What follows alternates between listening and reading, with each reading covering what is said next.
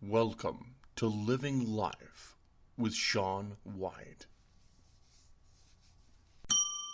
Please press the yellow button to move to the next slide. It's been a time since I have recorded because I haven't really been interested in recording. I've been busy with life things, moving forward with this and that. I got really sick for a while, and I started feeling better. And now I got the flu, or I got a cold, or something. I can't really put my finger on exactly what it is. As of late, I've been doing my homework to start my journey to Colorado with the intent to see a new doctor.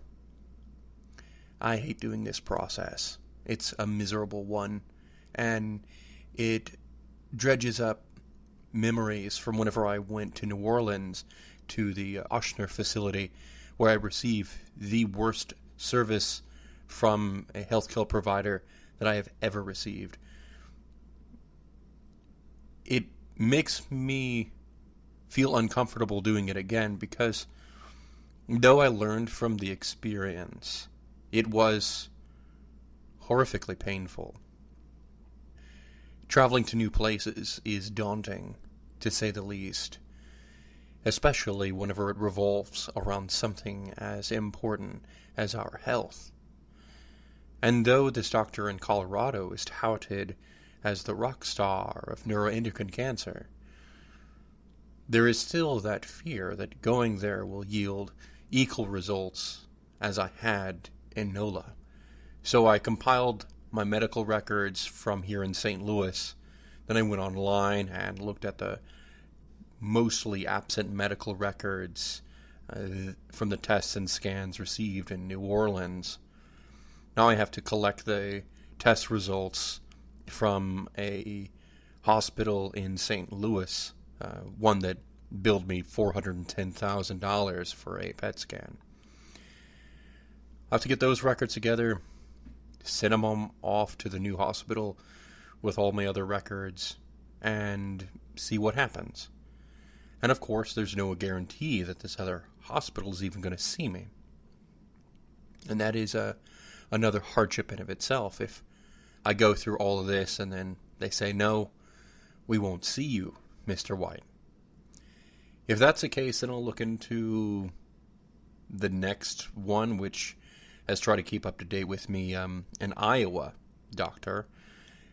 So we'll see what happens, whether or not we'll be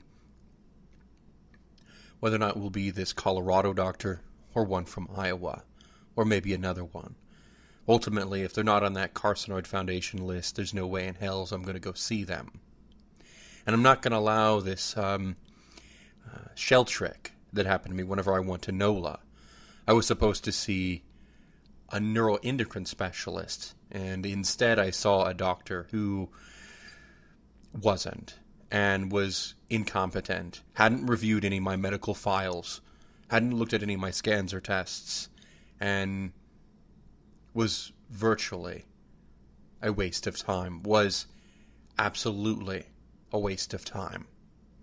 But if you have neuroendocrine cancer, you know what it's like already, to be thrown to the wind, to be discarded particulate, to know that you have to fight and scream to get any kind of service, to be treated like a human. And that's magnified even to what everyone else has to face anyways. Whenever we're talking to our healthcare professionals, it seems like we have to yell in their faces in order to get them to listen. They want to get us in and out as fast as possible. It seems like none of them really want to listen.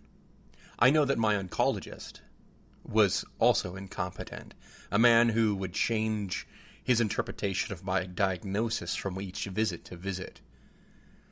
Someone who, whenever I asked to get my gallium-68 scan, told me that that wasn't for my cancer type. A doctor who refused to allow me to see a nutritionist. I had to ask over and over and over in order to get a referral to see a nutritionist. And when I saw a nutritionist, they specialized in diabetes instead of oncology. And when I spoke to that dietitian, they told me that they specialized in oncology.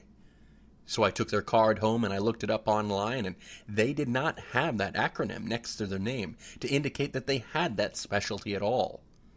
So when that nutritionist told me that there was no special diet for someone who has a carcinoid, they were boldly lying to my face. Not that there wasn't a diet for carcinoid, but instead they were willing to make information up so they didn't have to deal with a person in front of them. I remember sitting across from this person and asking them specific details, and they would get frustrated, turn around, type on their computer, print something up, and leave the room, only to return and read directly from the paper, clearly indicating they didn't want me to be there. They didn't want to talk to me. So what happens when we go see these specialists, when we see these doctors in order to receive treatment, but we are treated like garbage? It takes an already impossible situation and magnifies it tenfold. And when we have to turn around and find another specialist because the last one was incompetent, oh my God, I can't even explain the level of agony that is to experience. But in the end, it's important that we remain vigilant, that we stick to our path and we demand service from our healthcare providers. Don't let them simply push you out of the door, and don't let them go. They work for you and make them work for every dollar. Their role is to help you achieve the highest level of wellness that you can. We may not be able to change this enormous monster that is the healthcare system, but what we can change is how others treat us by demanding the service we're paying for. These doctors, healthcare physicians, they are our employees. We are paying them for a service. It's time that they start earning it.